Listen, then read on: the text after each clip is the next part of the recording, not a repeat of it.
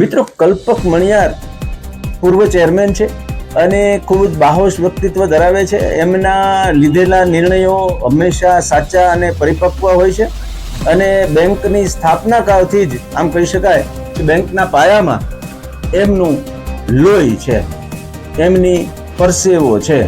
છેલ્લા 6-8 મહિનાથી જે રીતે રાજકોટ નાગરિક બેંક બચાવ સમિતિના નામે જે રીતે આવેદનપત્રો આપવામાં આવતા હતા, જે રીતે તથ્યો ખુલ્લા પાડવામાં આવતા હતા, એ તથ્યોમાં રાજકોટ સહિત 10 લાખથી વધુ સભાસદો જે છે એના જીવ તાળવે તો ચોંટ્યા જ હતા.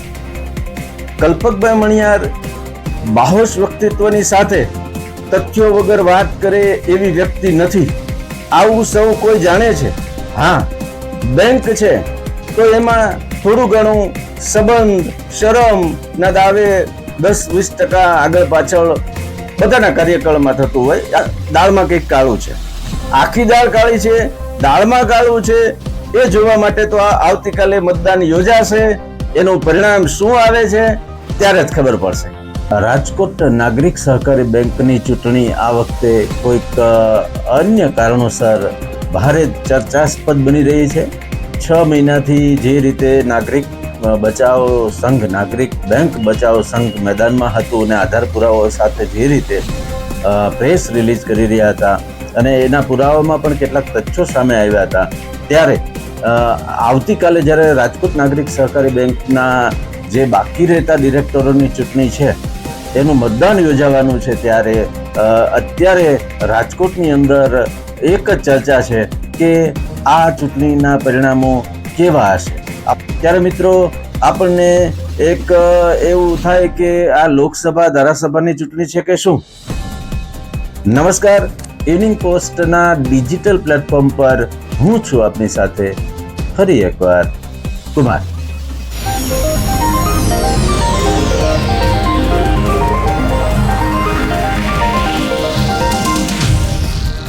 મિત્રો, અમારી ચેનલને આજે જ લાઈક કરો, શેર કરો, સબસ્ક્રાઇબ કરો.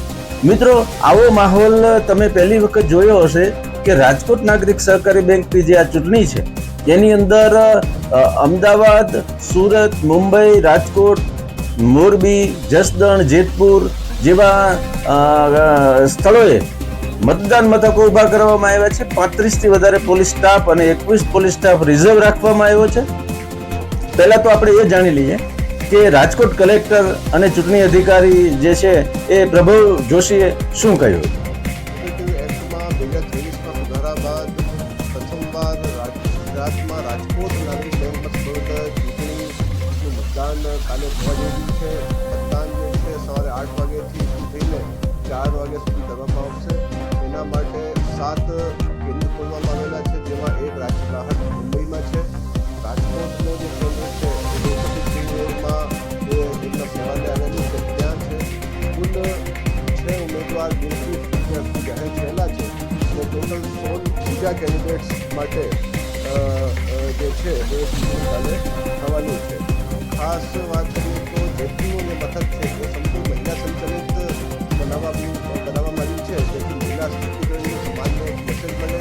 સાથોસાથ જે દિવ્યાંગ એમ્પ્લોયી છે એમને કંટ્રોલ રૂમમાં ડ્યુટી આપવામાં આવેલી છે.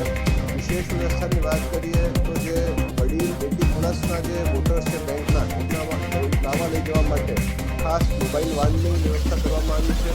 મિત્રો, કલ્પક મણિયાર પૂર્વ ચેરમેન છે અને ખૂબ જ બાહોશ વ્યક્તિત્વ ધરાવે છે. એમના લીધેલા નિર્ણયો હંમેશા સાચા અને પરિપક્વ હોય છે અને બેંકની સ્થાપના કાળથી જ આમ કહી શકાય કે બેંકના પાયામાં એમનું લોહી છે, એમની પરસેવો છે.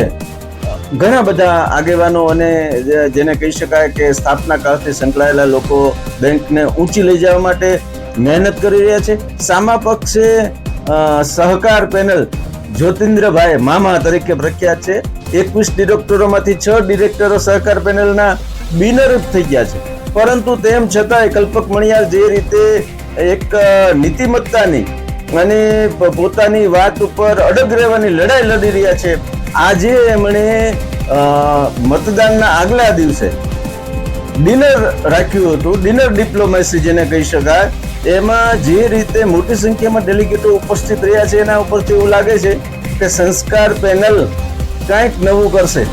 કારણ એનું એટલું છે કે છેલ્લા 6-8 મહિનાથી જે રીતે રાજકોટ નાગરિક બેંક બચાવ સમિતિના નામે જે રીતે આવેદનપત્રો આપવામાં આવતા હતા, જે રીતે તથ્યો ખુલ્લા પાડવામાં આવતા હતા, એ તથ્યોમાં રાજકોટ સહિત 10 લાખથી વધુ સભાસદો જે છે એના જીવ તાળવે તો ચોંટ્યા જ હતા.